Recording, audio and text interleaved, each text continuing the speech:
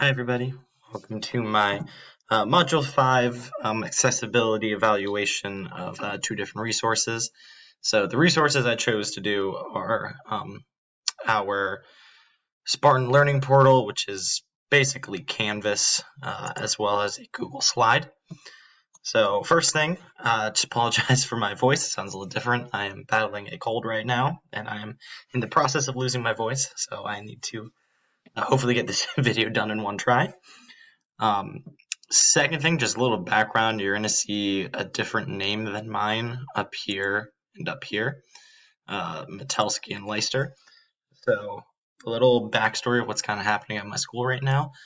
One of the 7th grade math teachers, Metelsky, left over Christmas break, and we have yet to find a substitute for him. So myself and Miss Leister have pretty much been in charge of posting assignments, lessons, everything that a normal teacher would do for Mr. Metelsky's students.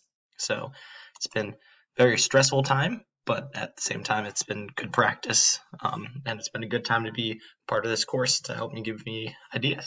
So again, even though you see different names, like this Canvas page is under Leister's name because we kind of share it now to post for students, but this is completely my posting and my work on this page. Same with Metelsky, it's Metelsky 1.6, just because it's for Metelsky students, but I am the one that created this. All right, so the first resource I want to look at is this Canvas page. I was kind of struggling with what type of accessibility or what type of resource I would consider this. Looking at the accessibility handbook that we were given in Module 5, I decided to probably compare it the best to like a D2L webpage. I've never used D2L until this class that we're currently in, but I would probably say D2L and Canvas are probably most similar, so that's kind of what I'm going to base it off of. So the first component was the page template. Really, the making accessible is just making sure it's the most updated version, which this is for Canvas. Headings, making accessible. I mean, I think it's pretty obvious the heading is 1622.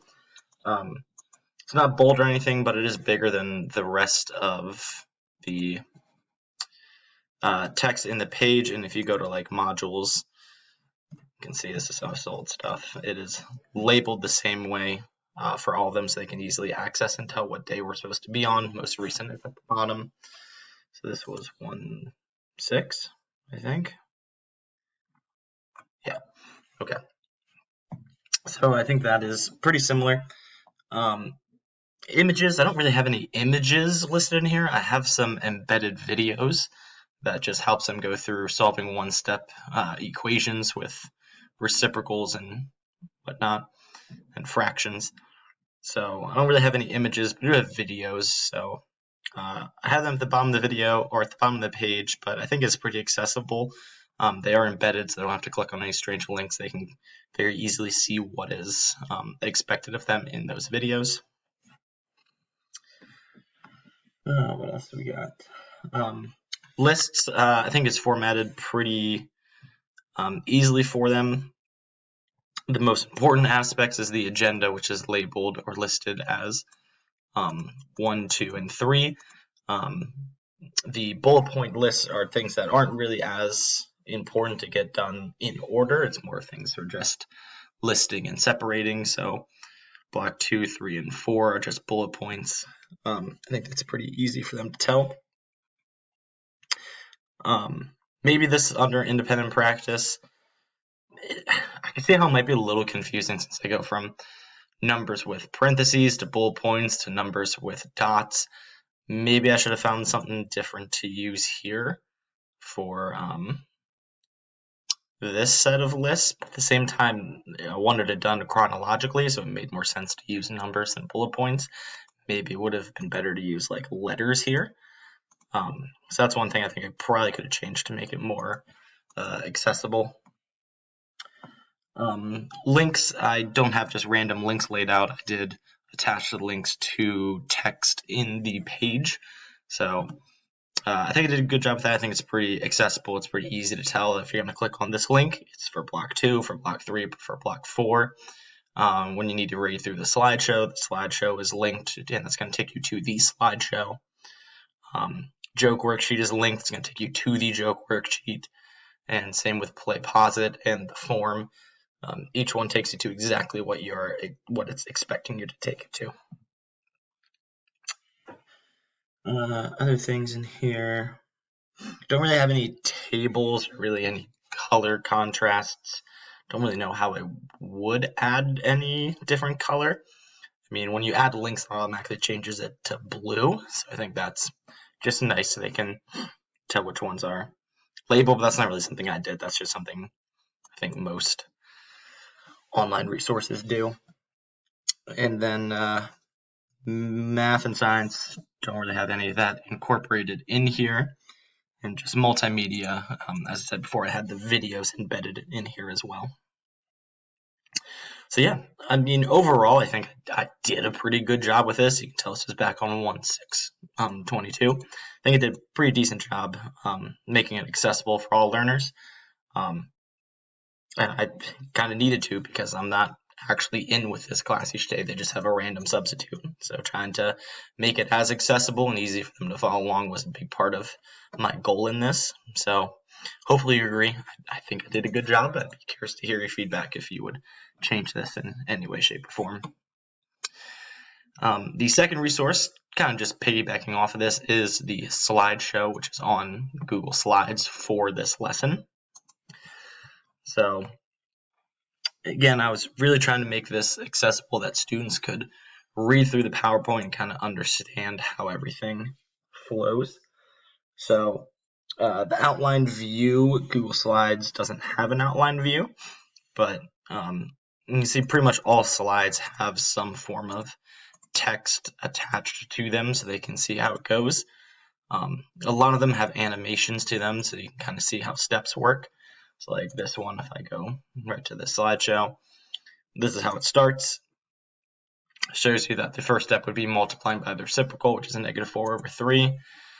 The negative sign in front of the 3/4 can be assigned to either number, and you get any of these following answers.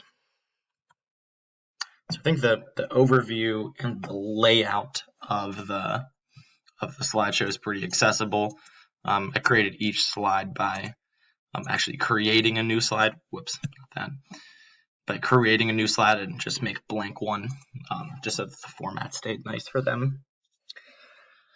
Reading order. I actually didn't know this until reading through the accessibility handbook, that if you click on it and tab, it takes you through the reading order.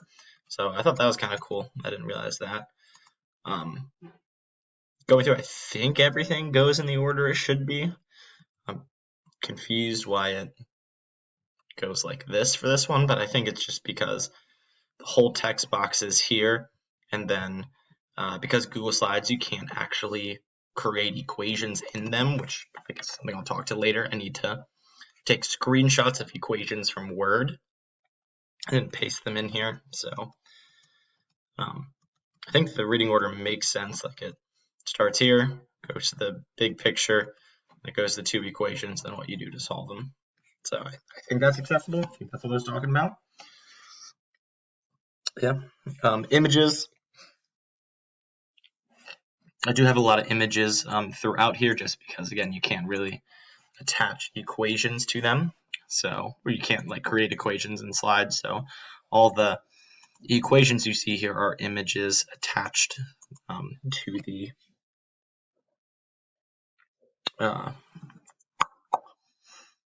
slide.